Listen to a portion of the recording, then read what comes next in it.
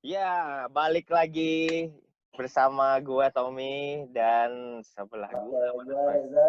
Reza. Kita di basketin aja, ngobrol-ngobrol Basket nih. basket. Ini gue udah lupa nih episode keberapa, karena 47 kita ya.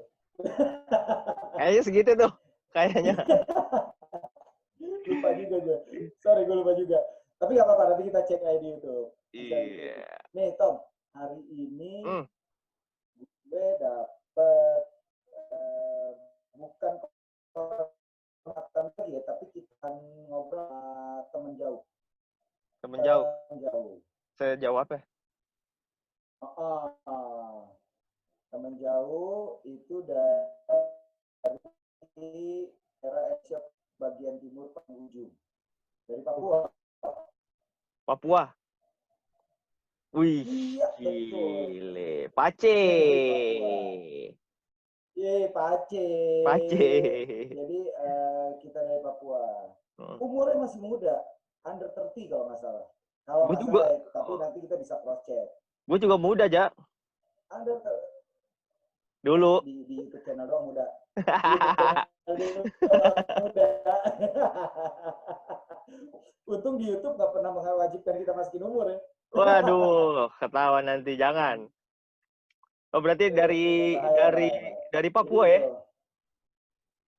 Yop, dari Papua. Masih anak muda, cukup berprestasi sebagai pelatih, bocorannya. Kuliah, sukses juga di salah satu universitas negeri di Papua. Papua. Ya. Nah, dan dia punya cerita lucu zaman di awal-awal merintis karir melatih. Nanti kita bisa tanya ke dia. Sekarang anak didiknya ada ratusan. Seriusan loh? Ada ratusan. Dia sempat di DBL juga. Oh sempet di DBL.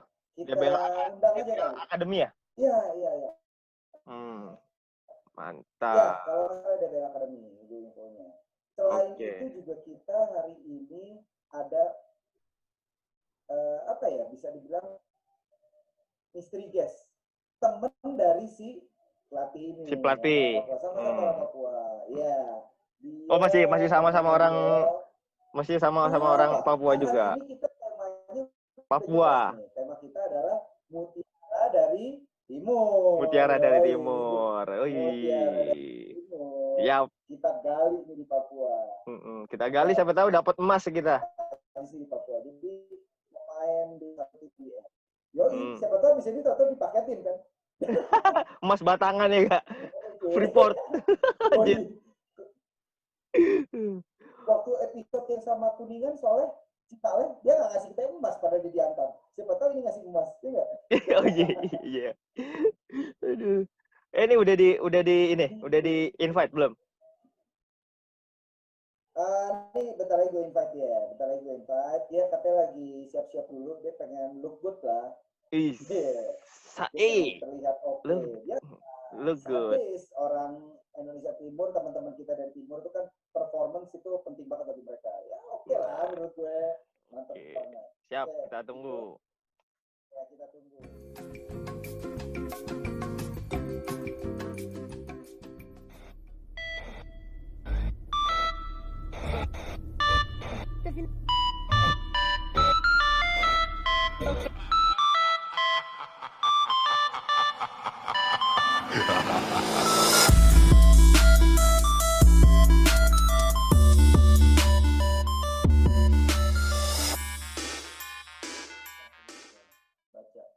Oke, kita tunggu nih, Cak. Sepertinya sudah bilang ready nih. Sepertinya sudah masuk nih. Udah masuk. Oke. Kita cek. Who's that boy? Wih. Gila, gambar awalnya Spirit. Papua, pemain PON juga ternyata. Pemain PON.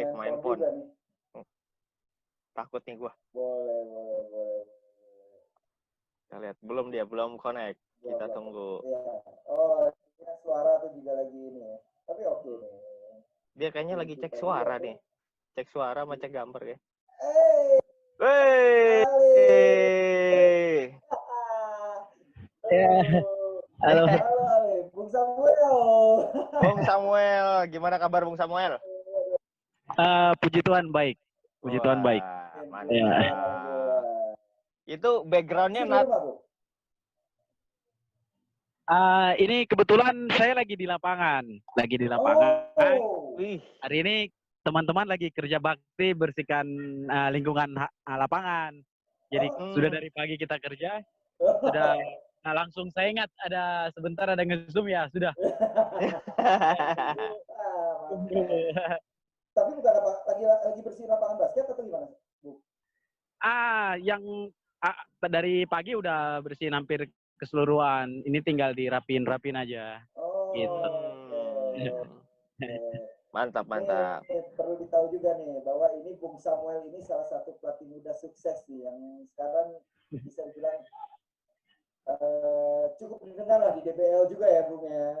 Tepat Wih. DBL Academy, Bu. Iya.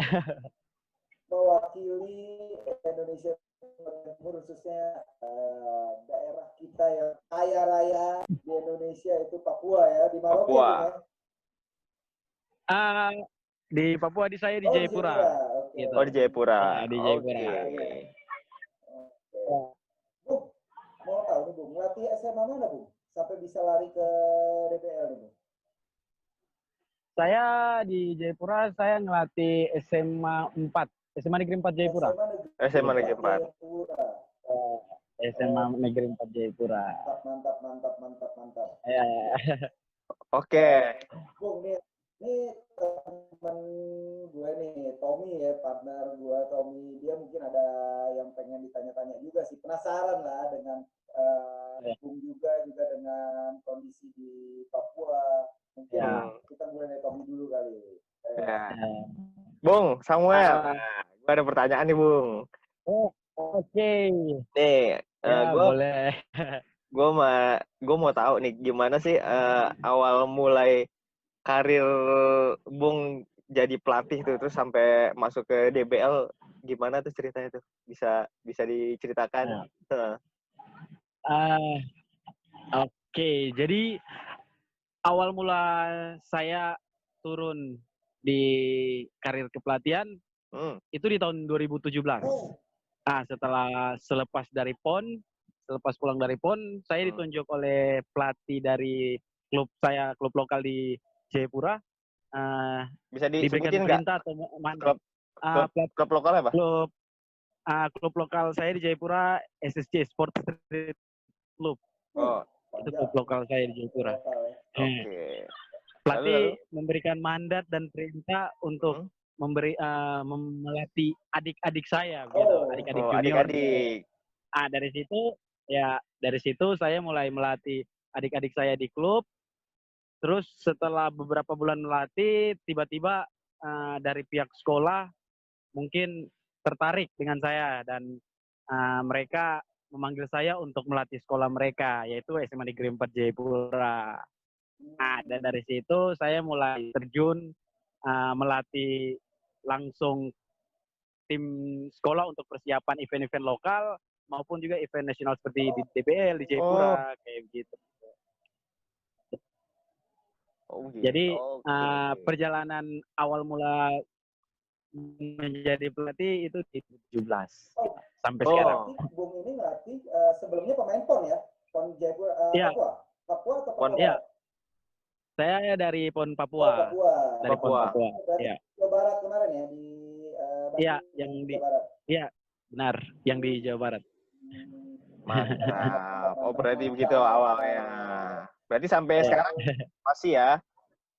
Iya, sejauh ini sampai sekarang masih, cuma karena keadaan lagi pandemi COVID-19, jadi kita lagi meliburkan semua siswa pelajar untuk tidak melakukan aktivitas latihan untuk sementara. Nah, kalau kondisi dan perkembangan animo basket di Papua tuh untuk sekarang ini seperti apa sih maksudnya? Apa sangat besar animonya atau bagaimana? Animo atau euforia di Papua, khususnya di kota Jayapura, sangat luar biasa. Oh, Peminat atau penyuka pemain basket atau yang menyukai olahraga bola basket hampir rata pemain-pemain muda gitu di usia SMP, SD bahkan sampai SMA bahkan kuliah.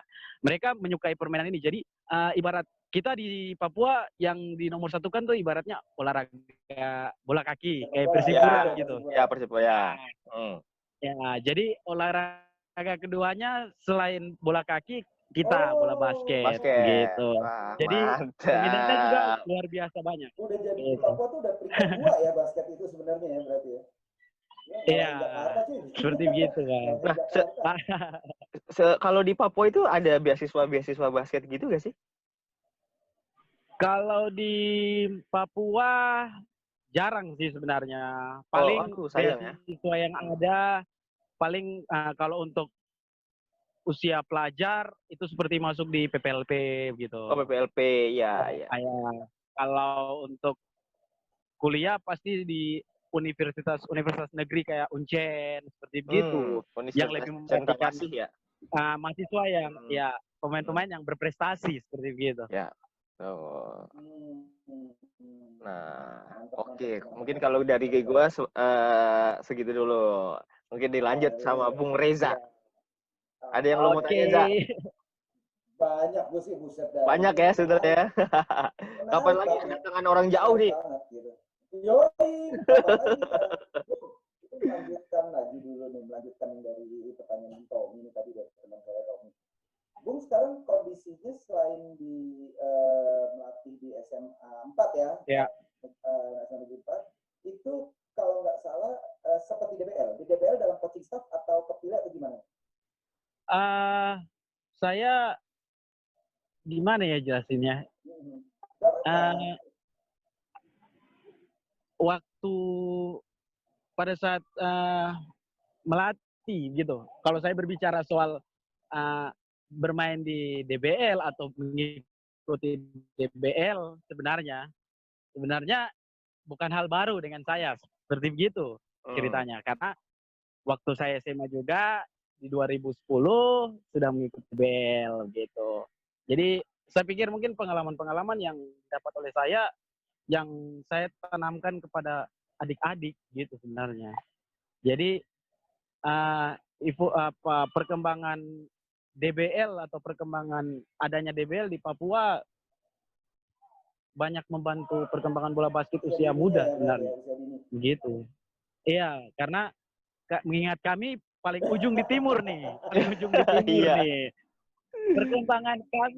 Perkembangan kami itu mau dibilang masih jauh dengan saudara-saudara atau teman-teman di pulau di bagian barat gitu. Karena kami perkembangannya kalau mau dibilang masih lambat.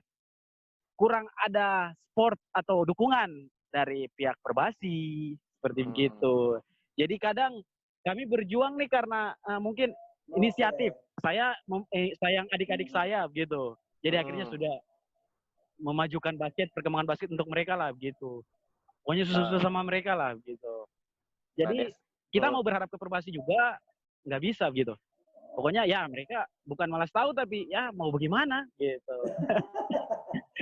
Ya semoga dengan ada YouTube channel kita ngebahas ini bisa jadi ya kan. Kita kan hanya membantu. Sabang sampai Merauke bisa tahu betul. Itu bukan hanya milik Pulau Jawa, bukan hanya milik Indonesia Tengah atau Indonesia Barat, tapi Indonesia Timur juga punya potensi-potensi banyak, betul nggak, Bu? Iya. Benar sekali. Ini ada satu cerita unik ya yang saya dengar dari teman-teman saya di DBL, juga saya baca di DBL bahwa dulu awal-awal Bung Sam ini ngelatih ya. Harus patungan untuk beli token listrik ya, Bung ya. Oh, serius? Benar. Serius? Benar sih. Itu sampai beli gitu. Iya. Itu kenapa, Bung, bisa terjadi gitu? Jadi ceritanya gini.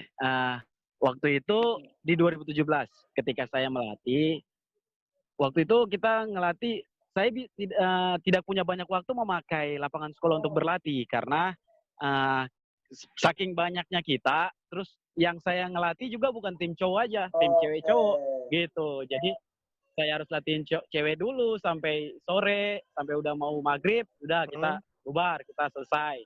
Akhirnya yang cowoknya saya alihkan, kita pindah ke tempat latihan klub saya gitu. Tempat latihannya klub saya. Nah, karena ini tempat latihannya klub, terus sekolah meminta izin untuk memakainya, jadi kita cuma mungkin bisa menyewanya dengan biaya kita menyumbang untuk bayar token listrik gitu.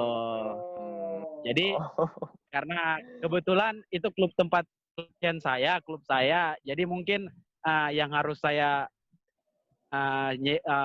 berikan penjelasan ke mereka untuk biaya sewanya, mungkin kita berpatungan untuk ngumpul uang, terus kita bayar listrik aja karena kita latihannya kan latihan malam dari selepas jam 6 ke atas gitu. Jadi ceritanya gitu. Sampai sekarang itu masih berlangsung? Sejauh ini perkembangan itu memang kita masih sampai sekarang juga masih kadang kalau tidak berlatih di sekolah, kita berlatihnya di lapangan di klub saya ini. Tapi kalau yang untuk soal token-token itu udah berlalu 2017. Kalau udah. Tidak. Berarti perkembangannya udah lumayan lah ya. Harus pakai token ya. Ya, udah lumayan. Iya, udah lumayan. Ya, gue denger juga Tom dari teman-teman di DBL ya, dari artikel yang gue baca.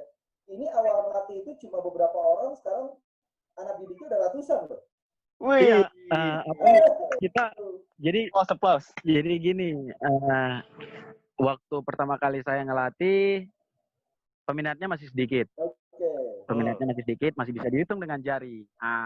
Setelah kami mengikuti event, terus ada event berikutnya lagi. Pas kebetulan itu mau event lokal selepas DBL. Tiba-tiba tanpa disadari, saya kaget karena wah yang muncul ini yang jarang kelihatan gitu, yang nggak pernah ikut latihan, terus tiba-tiba muncul semua, nongol semua. Ya, jadi dalam hati saya tuh saya tanya gini, wah ini orang-orang ini dari mana? Apa mereka dari asal sekolah asli dari sini? Karena waktu yang saya ngelatih untuk persiapan untuk DBL itu kan kita cuma sampai hampir 20 orang, bahkan 15 orang. Begitu pada saat mau event lokalnya selepas DBL langsung mereka mulai muncul semua. Itu hampir sehari saya ngelatih tuh hampir 80 sampai 90 orang. Wah. Iya. Sendiri. Itu bingung mau bicara mereka dengar enggak gitu. Dibilang kayak gini mereka buat enggak gitu. Antara bingung sama bangga ya, maksudnya bisa 80 gitu kan tiba-tiba. Iya gitu. Iya. Sampai itu kan persiapannya gini. Ditanya sama mereka, mau ikut pertandingan enggak? Mereka bilang mau Kak, kita mau ikut. Sudah, akhirnya saya berikan penjelasan ke gurunya. Puji Tuhan mereka semua hampir 80 orang itu mereka semua mengikuti event tersebut. Kita menurunkan 3 tim langsung untuk 8 orang itu. Itu sendiri coach ngelatihnya. Iya, jadi itu saya dengan ada rekan saya sebelumnya dia membantu saya untuk menangani mereka karena kalau saya sendiri saya nggak sanggup gitu sebenarnya karena baru pertama langsung wah ini kenapa banyak gini gitu. Iya. Coach, aku mau nanya nih coach, ya kan? Sebenarnya apa aja sih yang udah coach dapet dengan coach yang kasarnya yang mencurahkan hidup, mencurahkan tenaga, secara finansial juga untuk basket di Papua. Apa sih yang udah coach dapet dari itu semua? Yang pertama, ini saya ceritain ke belakang nih. Waktu di PON selepas PON, saya punya janji. Saya buat janji bahwa ketika saya pulang ke Papua, saya akan berusaha untuk mengembangkan permainan basket khususnya untuk usia muda, untuk adik-adik saya di Papua. Bahwa memberikan gambaran pada mereka bahwa teman-teman atau saudara-saudara kita di luar Papua, khususnya di Pulau Jawa, mereka punya pandangan basket seperti begini. Dan kita di Papua masih jauh dari harapan. Kami masih memandang bola basket jauh dengan memiliki pemikiran yang berbeda sebenarnya begitu. Jadi itu jadi pelajaran penting buat saya selepas PON untuk bisa mengajarkan kepada mereka, dan itu menjadi motivasi dan pendorong buat saya untuk harus maju dan memberikan gambaran baru kepada adik-adik di Papua. Dan sampai sejauh ini ketika saya mulai melatih, memberikan banyak apa yang saya punya kepada mereka, saya tidak menuntut banyak hal yang harus dari mereka kepada saya. Namun yang saya harapkan mereka harus bisa berkembang dan mereka harus bisa jauh lebih baik daripada saya dan jauh lebih bisa memandang permainan basket yang benar seperti apa. Itu menurut saya sebenarnya. Karena seperti yang tadi saya bilang, kami di Papua kami masih sangat, memang kenyataan yang terjadi kami masih sangat jauh dari kata berkembang karena hampir kekurangan sarana dan prasarana, terus perkembangan bola basket yang masih lambat. Jadi saya pikir dengan adanya program latihan atau saya membantu adik-adik saya untuk mengenal basket jauh lebih baik, itu mungkin berdampak positif bagi saya. Mungkin seperti begitu. Ternyata itu coach yang memotivasi coach untuk bisa memainkan basket Papua. Jadi kan gitu, gue sih ada experience pribadi saya juga ya, coach, bahwa sekitar tahun 2000 ya, dulu zaman gue masih kuliah itu, ada Uncen itu ada Fakultas Ilmu Sosial dan Ilmu Politik, betul nggak, coach? Iya. Nah, di 2000 berapa tuh? Di 2000 berapa itu? Saya kuliah di tahun 2000, pas tahun 2000. Saya masuk tahun 2000. Tahun 2000. Nah, Jakarta diwakili oleh 2 kampus. Salah satunya kampus saya. Kita tandinglah di Jogja. Ternyata juara bertahannya udah 7 tahun berturut-turut itu adalah Uncen. 7 tahun berturut-turut nggak ada yang bisa ngalahin. Iya. Saya penasaran. Itu coach mau nanya nih. Itu Visips Indonesia ya, bukan? Betul sekali. Ya, Visips Indonesia. Iya. Jadi di situ saya penasaran, sejago apa sih Uncen sampai 7 tahun UGM, UI semua lewat. Penasaran. Pada saat itu gue tanding, kenalah gue dengan teman-teman. Sekarang gue udah lama nggak ketemu. Sekitar ya dari 2000 itu gue nggak ketemu lagi. Kayak ada Barnabas dipanggil Abbas basket. Terus ada Vincent. Vincent itu angkatan ada kepala sendiri karena gue satu pool dengan mereka, dan pas drawing itu kampus saya nih Jayabaya satu pool dengan dia, itu semua peserta pada teriak alhamdulillah gak sebar sama Uncen.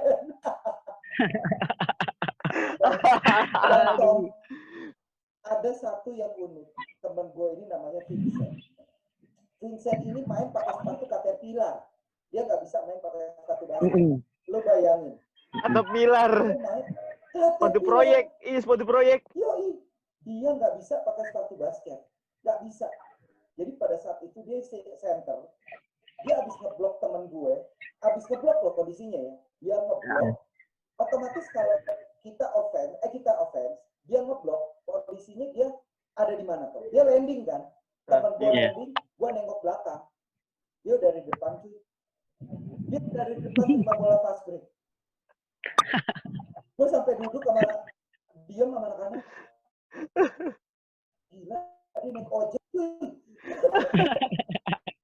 Itu gila. Gue melihat pakai mata kepala gue sendiri. Barnabas, Vincent, Mario, Apollo. Itu pemain-pemain yang menurut gue, streetball saat itu belum hype.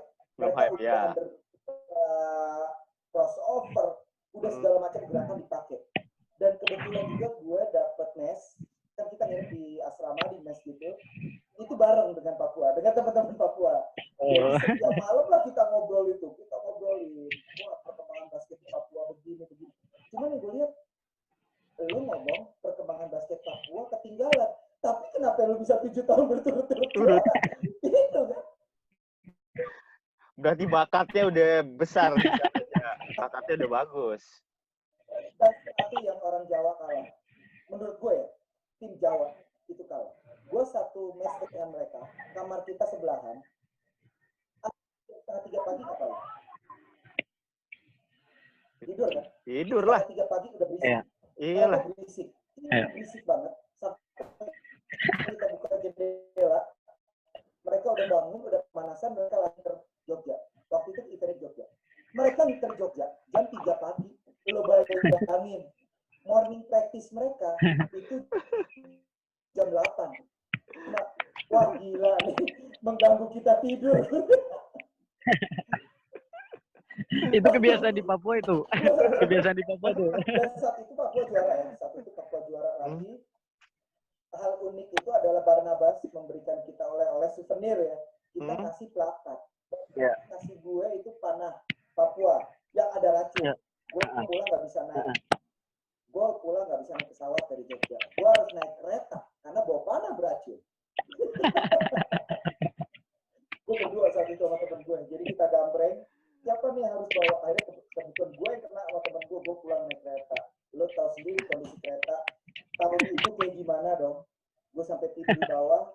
Itu panah beracun. Gue taruh di atas, takut jatuh. Itu gue peluk panah beracun itu dengan busurnya. Wah itu gila. Nah itu yang jadi pertanyaan gue. Saat itu merasa teman-teman Papua ya, seperti yang Samuel bilang, oh, ketinggalan nih kita ya posisinya, tapi kenapa bisa 7 kali berturut-turut juara ya?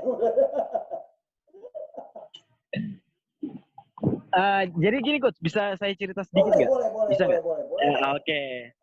Jadi yang tadi sudah cerita semua, mereka itu senior saya di kampus. Kebetulan saya juga ya Fakultas Ilmu Sosial dan Ilmu Politik. Cuma saya ikut IBAFI-nya tuh di 2012. Sempat ikut IBAFI tapi di 2012 di Malang. Di Malang gitu. Ya. Ya, tapi kalau mereka itu senior jauh di atas saya. Ya. Kalau ada yang abang maksud Barnabas itu kalau di sini di Papua dipanggil tuh Kakak Abbas. Ya, Kakak Abbas. Ya, terus kita dipanggilnya anak basket. Iya, gitu, Kakak Abbas. Kalau almarhum Kakak Vincent itu iya, Kakak Vincent udah iya. Kakak Vincent Kakak Vincent Tesya. Iya, betul. Iya, Kakak Vincent udah meninggal di 2013, 2014 gitu. Di 2014. Kakak almarhum sakit. Tapi meninggalnya di luar di Jakarta. Saya sempat dengar dia memang sempat di Jakarta, cuma nggak pernah ketemu. Iya, meninggalnya di Jakarta terus dikirim ke Papua di 2014. Dia terakhir main masih suka pakai Caterpillar. Oh, udah berubah. Ya, Ya, udah. Kebetulan almarhum kakak sepupu saya. Begitu. Oh, kakaknya setahu saya ingat saya dulu fisik zaman saya. Ya. Vincent itu adalah yang latih Uncen untuk fisikal Uncen. Iya, itu. Jadi kakak Vincent bersaudaranya dengan kakak Safri Tesya, biasa dipanggil Anton Tesya. Gitu dulu. Ya, itu masih bersaudara. Terus saya juga masih keluarga dekat juga dengan almarhum keluarga dan lain-lain. Kami juga masih ada hubungan keluarga. Ya. Itu aset. Gue dulu berpikiran Barnabas, terus Vincent dan teman-teman itu bisa masuk ke level tertinggi basket nasional loh. Iya. Karena natural mainnya. Iya. Mereka main pure natural. Gue bilang, iya. Oh, udah meninggal 2014 2013 ya, sekitar itu ya. Iya. Di sekitar itu. Sakit ya dia. Astagfirullahaladzim. Iya. Itu gue 2 minggu di Jogja. Jujur ya, gue 2 minggu di Jogja. Gue bersama mereka terus. Kita jalan-jalan. Cuman masalah zaman dulu itu belum ada handphone yang kamera atau segala macam, belum ada itu. Belum ada. Kita nggak punya dokumentasi utuh, tapi nanti gue coba tanya teman-teman UGM. Nah kebetulan juga LO Uncen dan LO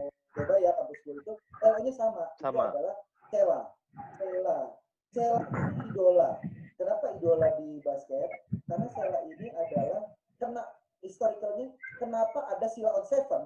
Ya ini Sela ini atas nama dia ini yang mantannya Eros. Oh, gitu. LO kita dan cantiknya cantik banget. Gitu. Jadi sekarang kita nggak penting nih, kita nggak penting cuma pengen ke warung nih. Kita cuma pengen ke warung, kita kontak LO. Mbak, kita pengen ke warung yang terdekat di mana? Biasa orang begitu, ini enggak. Warung terjauh di mana? Orang terjauh. Terjauh di mana? Yang dapat itu emang cantik, natural cantik. Gua akui. Saat itu juga Duta juga kan mantan pemain juga kan Duta Seven, tapi dia bukan fisik, dia pertanian, tapi dia nonton juga itu bagus. Vincent meninggal inalewa rojiun 2 kali. Tapi Barnabas masih ada ya Bung Sam ya? Masih ada. Kalau Kakak Abbas Dan masih ada. Basket dan masih fadeaway-nya Jordan dipakai sama dia. Ya, masih. Kebetulan sejauh ini masih pakai, cuma kita kalau Kakak Abbas sendiri kita berbeda daerah. Kakak Abbas masih di Serui. Kakak Abbas di Serui, kitanya di Jayapura gitu. Tapi puji Tuhan, senior itu semua puji Tuhan masih ada sampai sekarang. Gitu. Oke, kita balik. Ini kita ngobrolin lagi nih. Ini tadi intermezzo aja, tapi karena kebetulan ada sedikit experience bagus banget nih dari teman-teman. Oke, sebentar. Nah, ngeliat aja nih pertanyaannya nih. Nah, ini dia nih. Nah, mau nanya nih coach. Yang coach tahu dan coach mungkin coach juga idolain. Siapa aja sih legenda basket di Papua? Mungkin yang sampai level nasional atau ke IBL atau ke Batama yang coach tahu. Mungkin teman-teman di sini kan yang nonton YouTube channel kita pengen tahu juga siapa sih asli Papua yang atlet-atlet yang bisa jadi legend atau yang masih aktif yang ada di Papua gitu. Jadi kalau saya pribadi orang yang saya sangat idolakan khususnya di Papua ialah paman saya gitu. Karena dulu beliau seorang pemain sebelum menjadi pelatih. Saat ini kami kemarin di PON dan kebetulan coach juga pelatih dari klub saya di klub lokal di Jayapura dan klub tim Cendrawasih Papua. Saya sangat mengidolakan beliau karena beliau punya kepribadian yang baik, yang disegani. Kepribadian yang tidak menunjukkan bahwa dia seorang pemain basket yang harus sangat dikenal atau dihargai atau kayak gitu. Jadi kepribadian seperti begitu yang sangat saya terinspirasi buat saya dan menjadi dorongan buat saya bahwa saya berpikir saya harus seperti dia gitu. Saya harus mengambil sisi baiknya. Itu salah satu contoh pemain yang harus menjadi gambaran, jadi model buat kami untuk bisa meniru apa yang sisi baiknya yang dia buat untuk kami. Jadi kalau mengidolakan pemain yang khususnya dari Papua, saya sangat mengidolakan paman saya. Siapa tuh? Paman saya Jeskel Tecuari. Tapi bukan gitu. Pemain bola kan? Bukan Aples Tecuari. Bukan. Yang pastinya bukan, Pak. Oh gitu. Dia melatih sampai sekarang masih melatih juga. Puji Tuhan, sampai sekarang masih melatih. Jadi dari mulai saya belajar bermain basket, dia yang melatih saya sampai puji Tuhan saat ini saya bisa seperti begini. Bahkan yang menyuruh saya untuk menjadi pelatih, dia yang menyuruh saya untuk jadi pelatih gitu. Untuk terjun ke dunia kepelatihan. Iya, yang mendorong. Ya, gitu. Nah, Bung, gua ada pertanyaan lagi, Bung. Ada gak sih mimpi masyarakat Papua tuh mempunyai tim IBL gitu? Kalau dari coach sendiri, kan? Ya gimana coach? Iya kan kita kan maksudnya belum pernah ada, kayaknya belum pernah ada ya tim IBL yang dari belum. gitu. Ya. Menurut saya itu bukan hanya harapan hanya saya saja yang berharap, namun jauh-jauh sebelum saya sampai saat ini, sebelum saya bermain di PON, itu adalah impian atau harapan dari senior sebelum saya gitu. Senior di atas saya, mereka yang punya harapan besar seperti begitu. Pernah mereka menjuarai event PBL atau divisi utama di Surabaya di 2010. Mereka menjuarai event PBL melawan Pasifik Cesar, tim Cendrawasih Papua di final PBL, dan mereka menjuarai event tersebut. Namun yang menjadi hambatan buat tim Cendrawasih untuk menuju ke IBL, mereka tidak mempunyai home base. Itu masalah yang sangat prihatin pada saat itu. Dan andai saja mereka punya home base pada saat itu, saya pikir mungkin mereka juga untuk pada saat itu sampai sekarang terlibat dalam IBL sampai sekarang. Dan itu memang jadi impian dan harapan kami, dan khususnya pribadi saya, Papua harus turut ambil bagian. Saya berharap seperti itu karena kami juga khususnya dari timur ingin berbaur, ingin belajar, ingin bermain bersama teman-teman di Papua, dari Papua untuk di Jawa. Ya, begitu. Itu bisa kelihatan nggak, Bung? Ada di monitor, Bung. Ada sahabat, Bung nih. Iya. Bisa dilihat? Bisa dilihat? Sejauh ini belum ya. Coba digeser screen. Ada siapa itu, Bung? Kita kedatangan Rix Ronsumbre. Oke, Bang. Kita undang ke sini. Apa kabar, Rix? Halo, ya Tuhan, baik. Baik ya. Ya. Gemukan. Gemukan nih. Oh, iya. Kayaknya hobi makan dia di sana. Hobi makan dia. Enggak gemukan. Gini kok. Habis syukuran soalnya. Oh, habis syukuran. Sama berarti kita. Habis syukuran juga. Jadi gini toh, ini tuh dapat info dari beberapa teman-teman Papua ya, yang kebetulan juga gua kenal, Hengki, Enesa, sama Melki. Mereka merekomen lah seorang Rix untuk hari ini hadir di chat kita, di Zoom kita. Kenapa? Karena teman satu kampus ini. Oh, teman satu kampus ya? Iya. Yang paling dekat. Iya, benar. Yang satu pelatih, yang satu pemain pro. Yoi. Sama membanggakan Papua. Membanggakan. Ya, benar. Masih ada yang lain ya, Rix ya? Masih ada lain. Iya, betul. Lain, ya? Masih banyak tapi belum terliput doang. Ya. Nah, itu dia. Belum terekspos. Ya. Terakhir kali ke Papua? Gimana? Terakhir pulang ke Papua kapan, Rix? Dan ketemu sama Samuel? Gimana? Terakhir kali pulang ke Papua, ketemu Samuel. Terakhir 7 tahun yang lalu ya? Bang Toyib gak pulang-pulang. Kemarin kalau nggak salah. Ketemu ya dengan Coach Samuel ya? Gimana?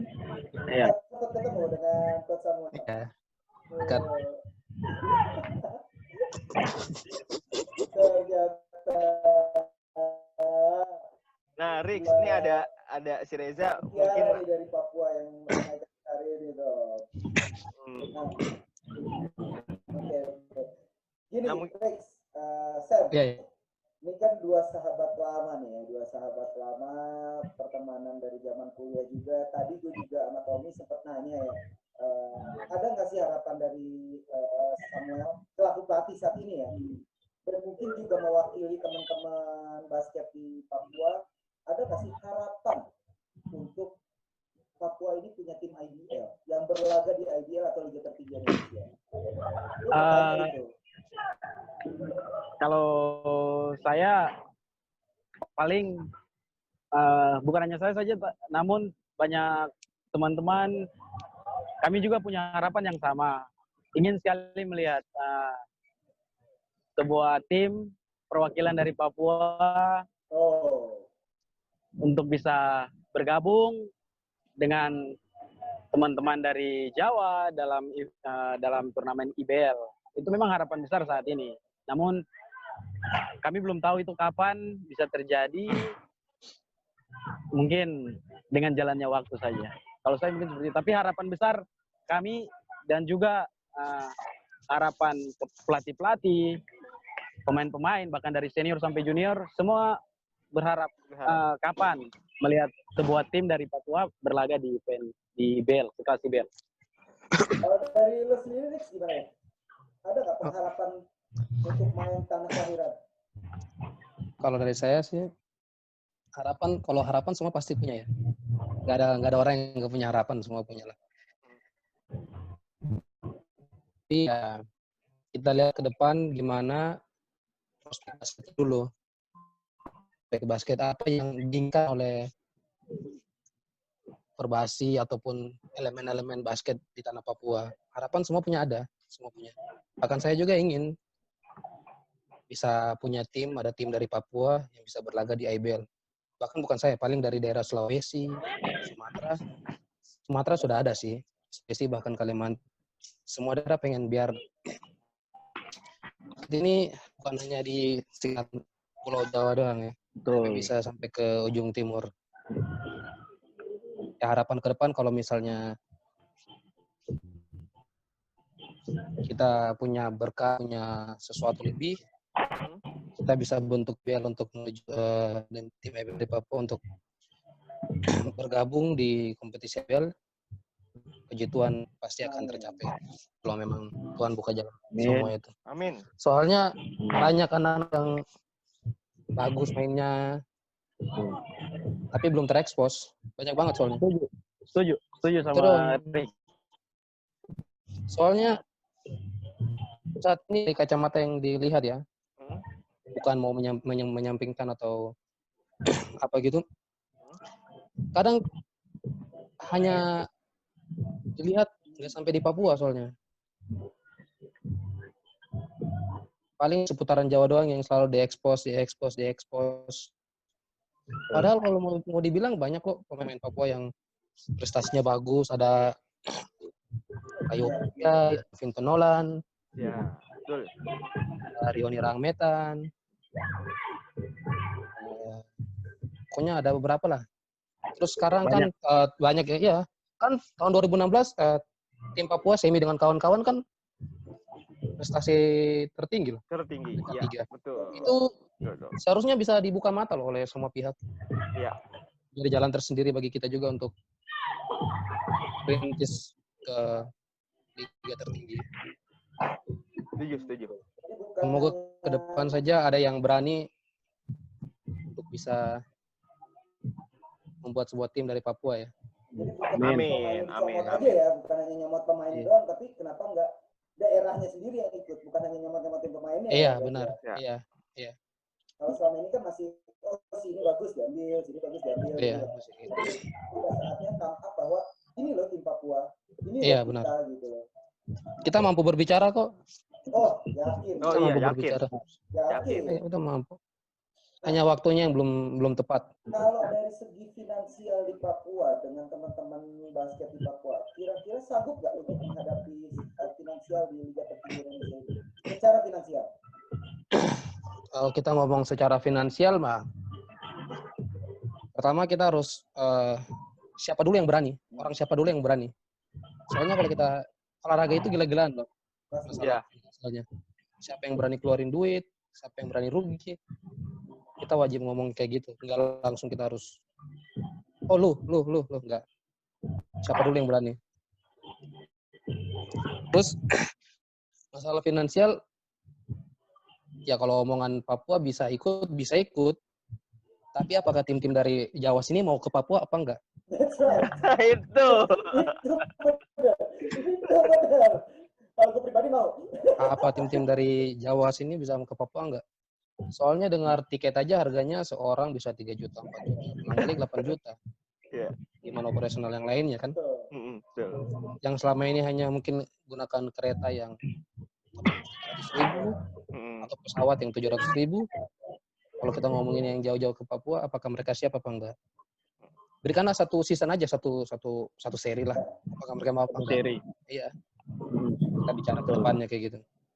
Mungkin kalau kita bicara ke depannya simpelnya dulu, ambilnya kecilnya, nggak usah seri deh. Mungkin nggak kalau kita memberikan masukan dari teman-teman Papua juga, teman dari Coach Samuel, dari Rich, masukan ke induk organisasi kita yang tertinggi juga kayak bikin dong All Star di Papua, mungkin nggak itu kita bicarakan dan Papua siap terima.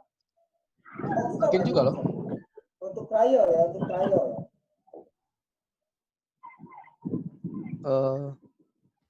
Sebenarnya sih kalau menurut saya soal kemauan seperti yang tadi saya bilang, soal kemauan, Rix juga tadi sempat bahas, soal kemauan anak-anak Papua itu ada, semua mau, semua ingin. Tapi kembali lagi yang tadi Rix bilang, siapa yang mau pegang, siapa yang mau bertanggung jawab, siapa yang mau mengambil resiko. Seperti begitu. Jadi soal kami memberikan permohonan untuk coba diadakan atau coba kami dibuka keran untuk kami masuk gitu. Sebenarnya bisa-bisa saja. Namun kembali lagi seperti begitu. Kalau saya mungkin sependapat dengan apa yang tadi Rix sempat jelaskan tadi. Seperti begitu menurut saya. Oke. Berarti tinggal balik ke semua pihak yang ada di Papua sendiri, sama juga ada yang di pusat atau di kota-kota lain ya, berarti ya semua di sana juga ya. Mantap. Nih, gue ada sedikit penasaran nih, secara pribadi lo ya. Ini gue denger isu, ya sebelum gue ke isu gini aja deh. Kondisi HT sekarang gimana, Kang Tua? Aman-aman aja kan semua anak-anak? Aman. Sehat, alhamdulillah semua. Sehat semua. Mes masih di Kemang. Masih di Genang. Itu sabar. Mau nanya, itu si Rick udah rapid test ya?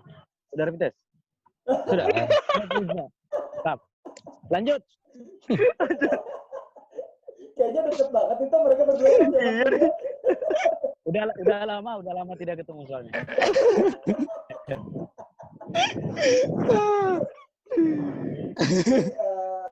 Kan gue terakhir ketemu ya, Sergi, gue ketemu Coach Ai, ngobrol sama Coach Ai, kok tiba-tiba kenapa datang di duluan, katanya tergenang ya Nasi ya. Kebanjiran. Iya. Berangkat duluan. Sebanjir tuh. Ya, gini, gue ada dengar isu isu yang berkembang ya, kelempar ke kuping gue nyampe. Ini gue nggak bicara tuh aja, tapi gue bicara ke seluruh tim IBL. Gara-gara COVID-19 sekarang ya, bener nggak sih bahwa banyak pemain dari berbagai klub ya, gue nggak tahu klub mana, tapi ada isunya santer bahwa gajinya dipotong gara-gara COVID ini. Bener nggak sih itu? Oh, soal itu ya. Kalau soalnya kita sponsor kita ya. Kalau emang gaji dipotong, secara jujur aja emang dipotong, kita dipotong. Emang dipotong gaji dipotong. Soalnya pihak sponsor kita ya Amarta itu kan salah satu perusahaan finance kan yang bergerak bidang ya finance gitulah. Jadi secara otomatis ini berpengaruh banget sama Amarta, dan Amarta adalah salah satu sponsor utama kita, bukan salah satu tapi emang sponsor utama kita. Sponsor utama, ya. Iya, emang sponsor utama kita. Jadi mau nggak mau kita juga harus menyesuaikan gitu dengan keadaan yang ada. Kita nggak bisa sebagai pemain paksakan situasi yang emang kita nggak bisa tebak sama sekali loh. Ini kita nggak ada yang mau. Kita nggak ada yang tahu, nggak ada yang mau sama sekali. Nggak ada yang mau dan nggak ada yang tahu. Tapi kita coba jalanin aja, bersyukur. Dengan emang gaji dipotong ya kita bersyukur aja, kita jalan aja. Ada posisi kita sebagai pemain, kita menempatkan diri kita sebagai pemain, tanggung jawab kita di masa pandemi ini kita harus ngapain, ya kita jalanin aja. Setuju. Dan tekan apa sama conditioning secara pribadi masing-masing. Iya benar. So terus pada saat itu juga kan kita dibangun lapangan di dalamnya dibangun lapangan basket. Ya di depan kamar saya pas. Walaupun yang cuma Pas di depan kamar saya. Jadi- sunting-sunting 3-on-3 ya. Iya seperti begitu. Jadi langsung bangun, langsung keluar latihan gitu. Tidak lah. Itu namanya makan tidur di lapangan, ini bener ya. Bercanda, Di lapangan. bercanda. Iya, ini benar-benar kayak dekat banget. Kayaknya kalau kita korek salah satu rahasia pribadinya dapat nih. Wah, bisa nih, bisa. Sebenarnya kalau dari kalian berdua yang paling nakal siapa sih? Rick. Nakal. Rix. Kalau yang paling nakal tuh Rick. Soalnya Rick nakal. tuh suka mengatur ke jalan yang tidak benar gitu. Biasa kalau orang baik nggak usah ngomong kebaikannya. Gitu. Kalau nakal semua pada masanya. Nah, ya gitu. Tapi yang paling nakal ya Ada orangnya. orangnya. Kalian berdua bukan- Ada paling nakal ada. Yang pastinya bukan kita berdua. Gitu.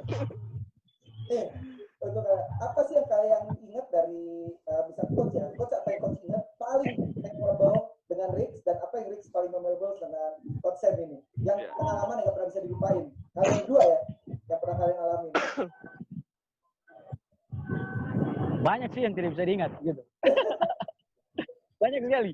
Tapi ada kalau menurut saya yang paling tidak bisa dilupakan tuh saya kenal Rick sudah dari lama, dari waktu masih SMP, SMA, bahkan sampai kuliah kita sama-sama.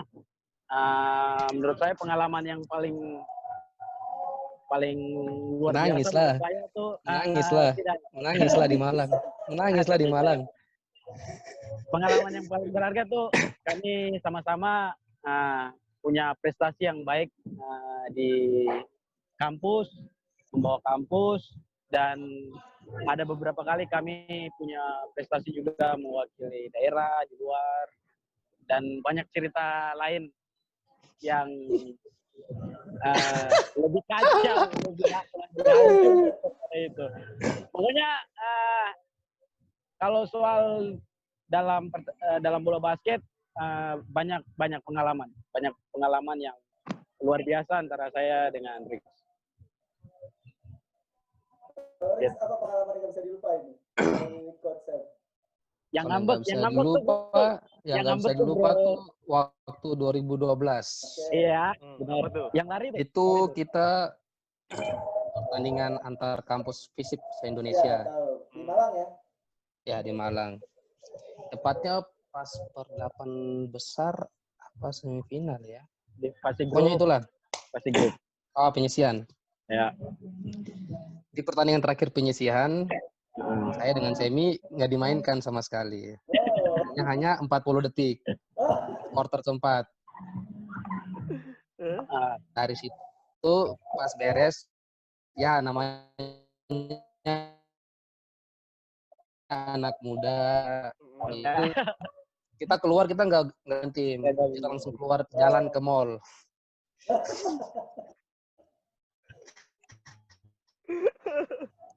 Di sana di mall kita sedang pas datang, udah marah-marah kita ngomong pulang ke hotel. Tunggu siapa? Sabar. ngomong sampai- Sabar nih.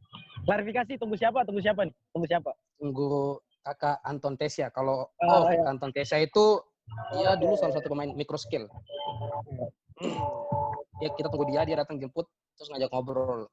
Ya namanya mungkin di Jayapura kita mainnya banyak segala macam, pas keluar Ya. nggak dipercaya sama sekali. Sedih, bahkan mungkin nangis. Kecewa. Mungkin Ya. memang. Ya. Emang. Bikin kecewa. Dinasihatin sama senior, kamu harus.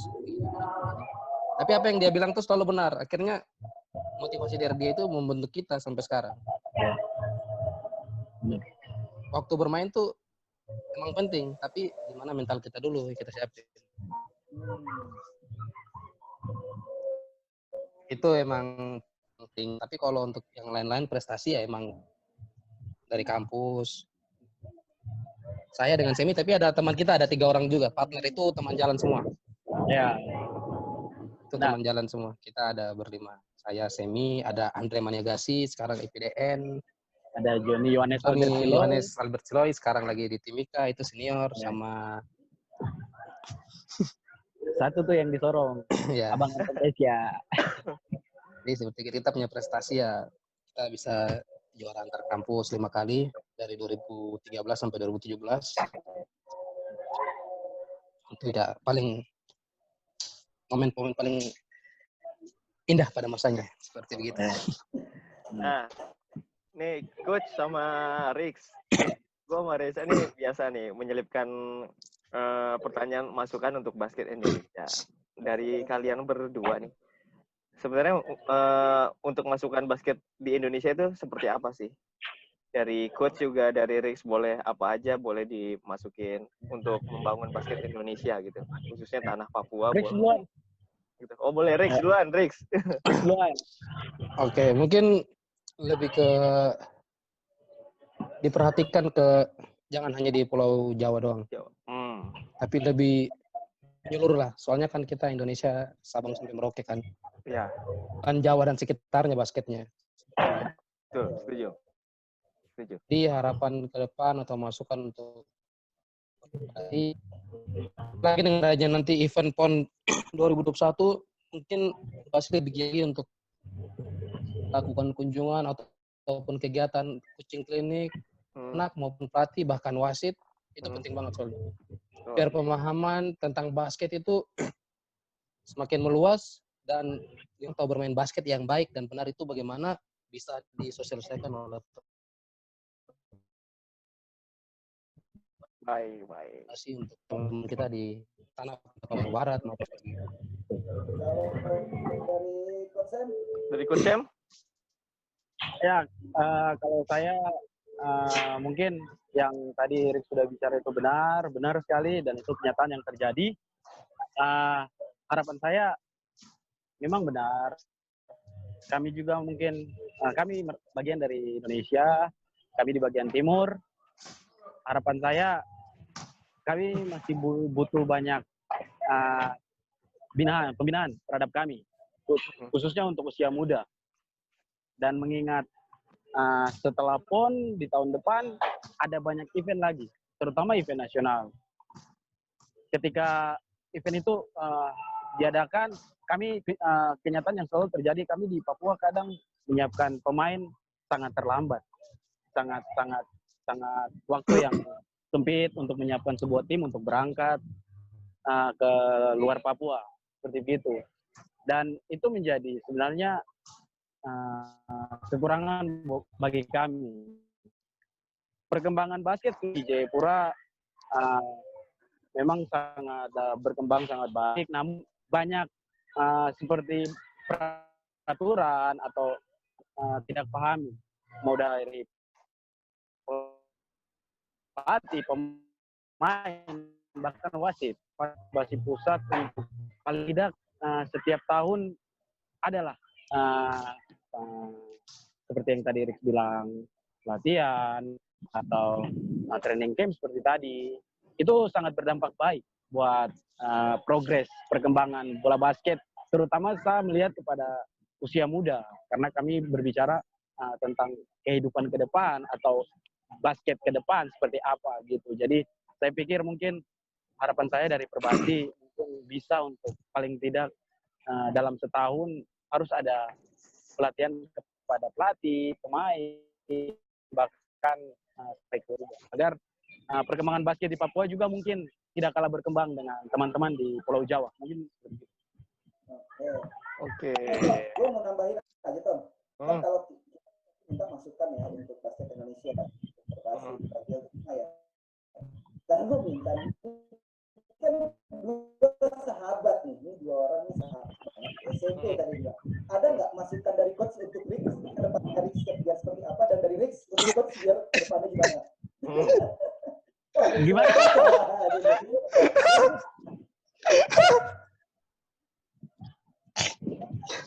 Rick duluan.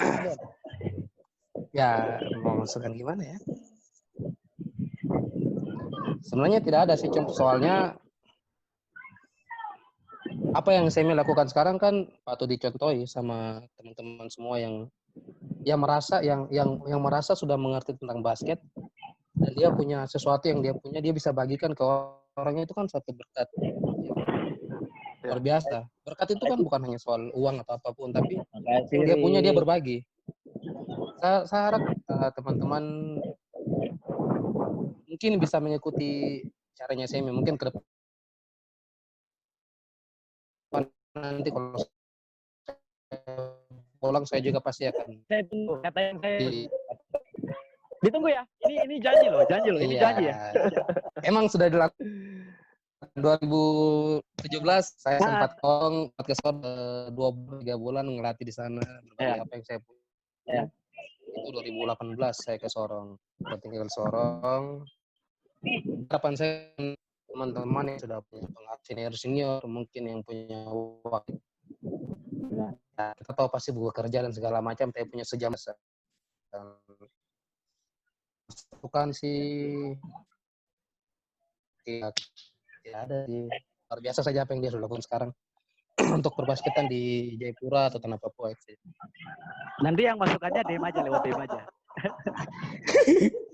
Ini ada rahasia berdua nih mereka nih.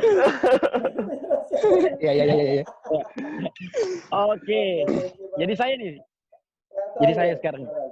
Nah,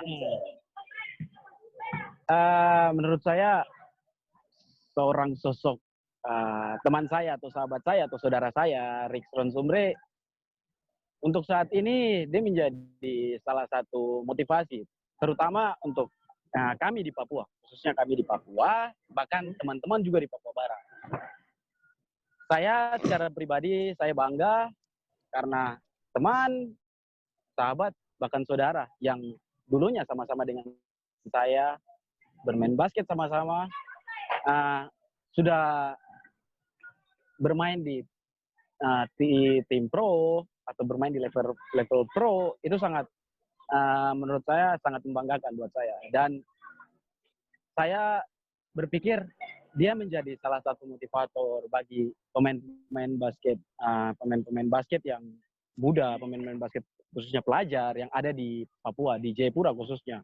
Bahkan saya pernah melatih, saya selalu memberikan gambaran pada adik-adik saya bahwa ketika kami bermain, ketika kami menonton sebuah pertandingan di IBL, kami juga harus bangga karena kami punya banyak perwakilan anak-anak Papua. Rix, contohnya Rix dan lain-lain, mereka membanggakan nama Papua untuk bisa bermain di level tertinggi di Indonesia. Dan itu menjadi salah satu gambaran untuk bagaimana anak muda Papua khususnya di bidang olahraga basket untuk bisa mencontohi dari mereka gitu. Paling tidak menggali ilmu lebih banyak dari mereka ketika mereka pulang atau berkomunikasi gitu. Jadi saya pikir mereka nih salah satu contoh buat kami di Papua dan teman-teman di Papua Barat untuk bagaimana mendongkrak motivasi untuk generasi muda. Terus kalau masukan dan saran, saya cuma tagih janjinya aja itu, janjinya. Semoga janjinya ditepati nanti pulang ke Papua, melatih teman-teman di Papua Barat, di Papua. Kalau saya masukannya itu aja, gitu. Habis soalnya suka tidak tepati janji orangnya.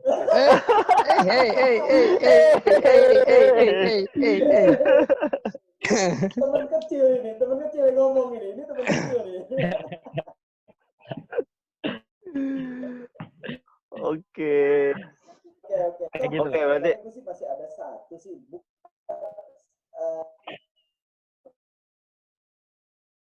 Ini lagi di gue kemarin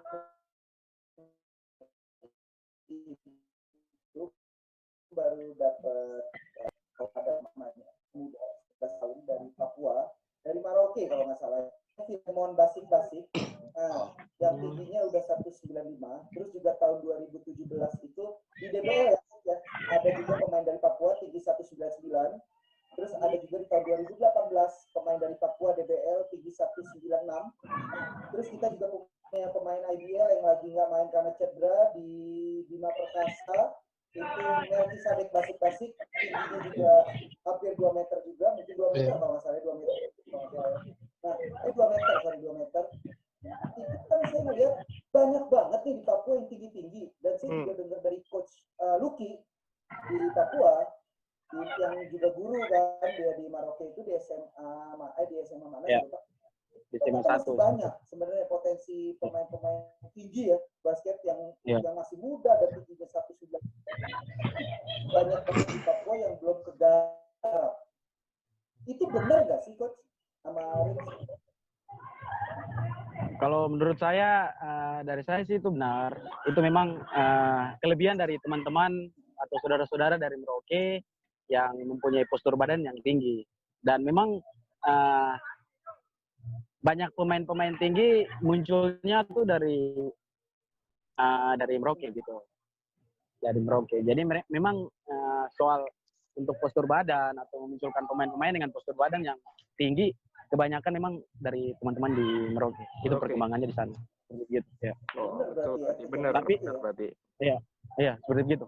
Karena gue juga dikirimin foto-foto gue dan si coach ini bilang masih banyak sebenarnya pemain-pemain basket dari Papua ya, dari Papua Barat yang tinggi-tinggi ini masih banyak kata dia. Tapi masalahnya ada di pedalaman, betul nggak coach? Rick? Mereka tinggalnya itu bukan di kota, tapi bukan di kota. Di hutan begitu. Iya. Itu benar berarti. Tapi lebih ke daerah-daerah. Iya, lebih ke daerah, lebih ke kampung-kampung lagi gitu. Rix, mungkin Rix bisa jawab. Rix bisa tinggi. Kenapa bisa tinggi? Mungkin tinggi-tinggi dari Papua. Khusus Merauke ya. Ya mungkin ini ilmu yang saya tahu, mungkin yang saya baca, saya dengar. Mungkin mereka karena tinggal di daerah perbatasan. Itu pengaruh mungkin pengaruh keturunan juga. Dan juga di daerah perbatasan, kan dengan perbatasan langsung dengan Papua Nugini dengan Australia. Ya mungkin ya. Tidak. Gini ada satu lagi. Nah, yang saya tahu juga kenapa mereka bisa tinggi. Itu cerita, nggak tahu itu benar atau tidak, tapi katanya suka mengkonsumsi daging rusa, katanya begitu. Daging rusa. Bukan badak. Ya, kebetulan di Merauke kan daging rusanya banyak gitu. Iya, pernah. Jadi mereka kan dibawain sama Melki itu.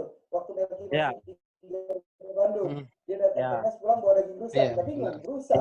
Ya, dan juga leluhur mereka, orang tua mereka, moyang mereka dulu mempunyai keturunan memang tinggi gitu. Jadi itu sudah turun temurun ya, gitu. Oke. Kalau gitu. Oke. Mantap banget infonya. Terima kasih, Rix.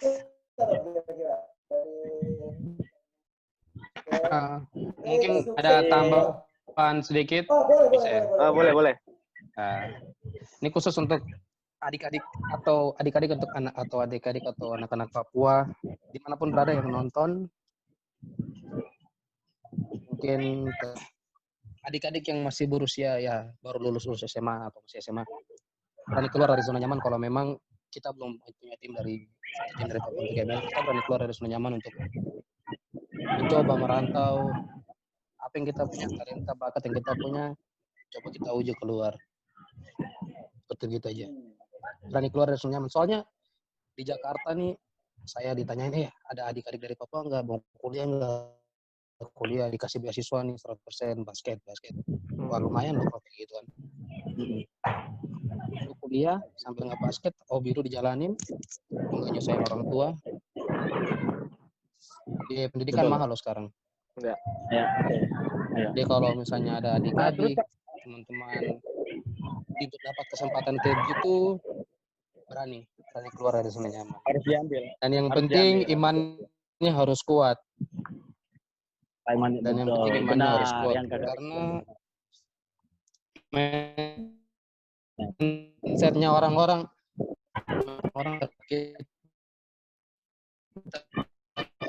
timur khususnya, dia akan uang dengan situasi keadaan yang ada.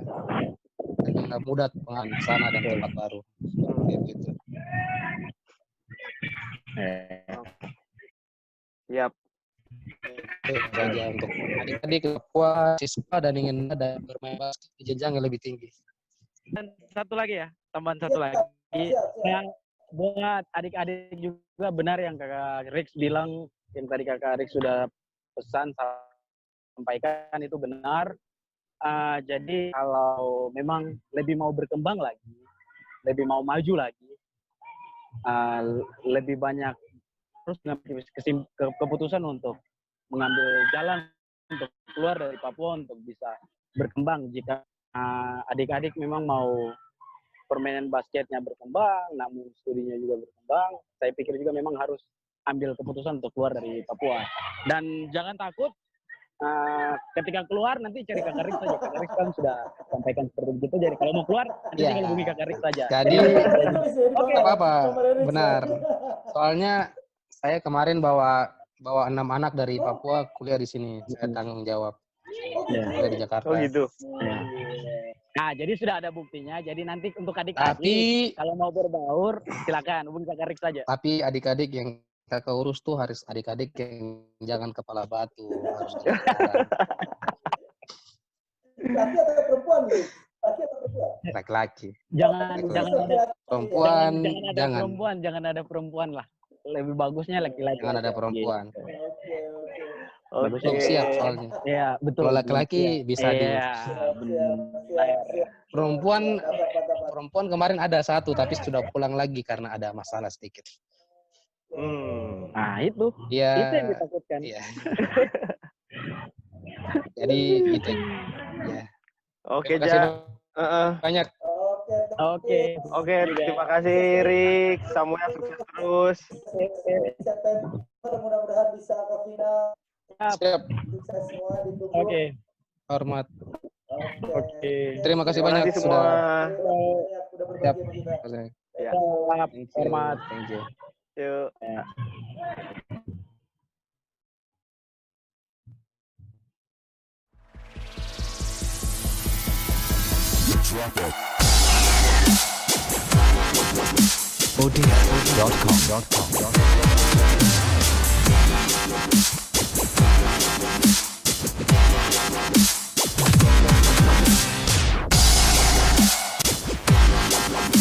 ODF.com.